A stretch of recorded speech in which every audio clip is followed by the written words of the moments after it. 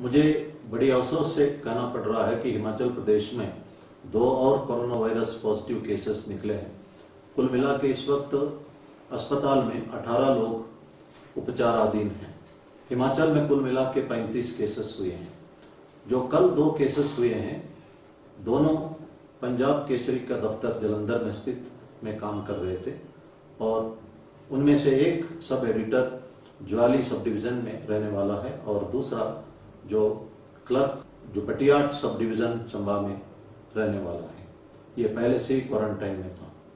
जो पंजाब केसरी के सब एडिटर्स दोनों जो सब्जी के ट्रक से बैठकर हिमाचल के अंदर आए, अपने घर चले गए, इन दोनों के ऊपर हमने एफआईआर दर्ज किया है और जो ड्राइवर्स इनको लेके आए हैं इनको भी इन्हीं एफआईआर में मुलजिम बनाया जाएगा। और मैं एक चेतावनी तमाम ड्राइवर्स को देना चाहता हूं जो एसेंशियल कमोडिटीज में इन्वॉल्व हो या जो कार्गो ट्रैफिक में इन्वॉल्व हो।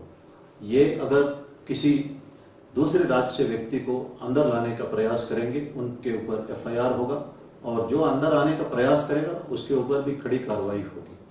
इसलिए ये भारत सरकार का आदेश का सब पालना करें। प्रधानमंत्री जी ने अनुरोध किया है कि जो जहां है वहीं रहे और किसी भी राज्य इस वक्त इंटरस्टेट मूवमेंट नहीं कर रहा है। ये भारत सरकार का कानून भी है और इसलिए जो बेहतर आपको ये होगा कि सोशल मीडिया में हर कुछ लिखना या हर किसी को टेलीफोन करने से बेहतर है आप जो समाधान ई पोर्टल है भारत सरकार का, इसमें आप अनुरोध कर सकते हैं, अपना सुझाव भी दे सकते हैं।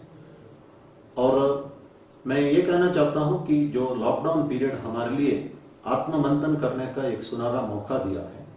मैंने कहा था कि नेल्सन मंडेला 27 साल तक जेल में रहते बहुत डिवाइन क्वालिटीज डेवलप किए, वो जेलर्स को माफ कर सके और एक कंटेंटेड लाइफ जी सके।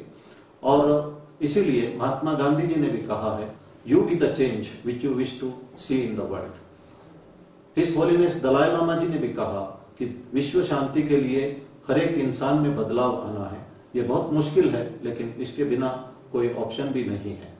और भगवान सत्य साई बाबा ने भी कहा है, यही बातें डॉक्टर अब्दुल कलाम जो यूरोपियन पार्लियामेंट में कहा है, if there is righteousness in the heart then there is beauty in the character, if there is beauty in the character then there is harmony in home, if there is harmony in home then there is order in the nation, if there is order in the nation then there is peace in the world। जो घर की शांति के लिए हमारे अंदर का अच्छापन होना जरूरी है।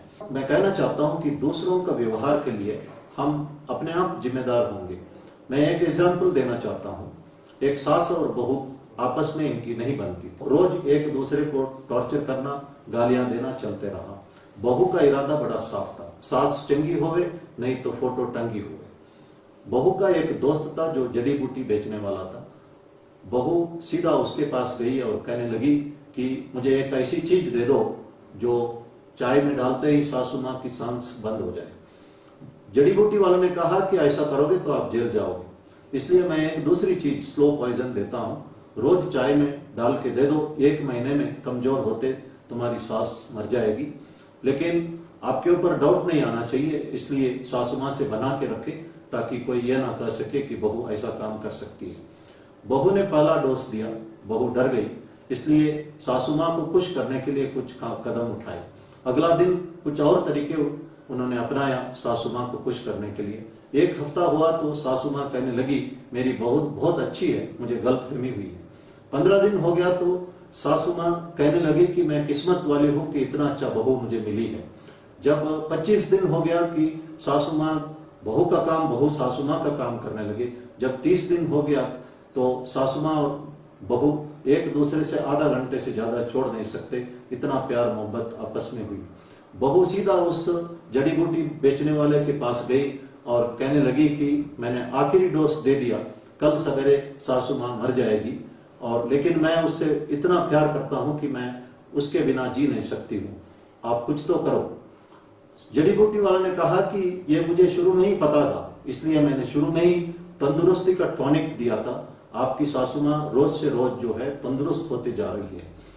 हमने इस कहानी से यही सीखना है कि हमको जो अंदर अपने अंदर जो है मंथन करने की जरूरत है। दूसरों का बिहेवियर अपने आप चेंज हो जाएगा। और जो अगर हम किसी के बारे में बुरा कहते हैं, हमारे अंदर बुराई डेवलप होता है। अगर हम अच्छा बोलते हैं तो हमारा अंदर अच्छापन डेवलप होता है। अच्छा बुरा इस बात पर निर्भर है हम दूसरों के बारे में क्या कहते हैं। और इसीलिए विवेकानंद ने कहा है कि दूसरों में हम बुराई इसीलिए ढूंढते हैं कि वही बुराई जो है हमारे अंदर है। और महात्मा गांधी ने 3 बंदरों का एग्जाम्पल दिया, जो बुरा नहीं सुनना, बुरा नहीं देखना, बुरा नहीं बोलना। हम इसको डेवलप करें, हम अच्छा ही बोले, अच्छा ही सुने, अच्छा ही देखे, अच्छा ही सोचे और अच्छा भी करते रहे। और एक दूसरे को तारीफ करना हमारा आदत होना चाहिए। और आपके बच्चे अगर अच्छा मार्क्स लेते हैं या अच्छा ड्राइंग करते हैं, हम जरूर तारीफ करके प्रोत्साहन करना चाहिए। और आपकी पत्नी अगर अच्छा खाना बनाती है और वो खाना आपको अच्छा लगता है तो जेन्युइनली आपको तारीफ करना चाहिए। तारीफ जो है हमारी आदत बनना चाहिए।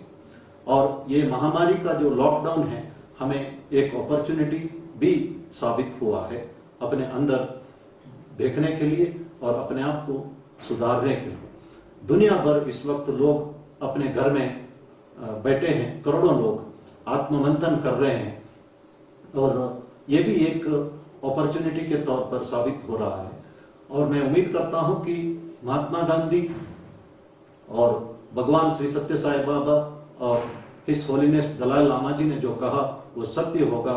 जो महामारी के उपरांत का दुनिया बेहतर होगा। धन्यवाद। जय हिंद।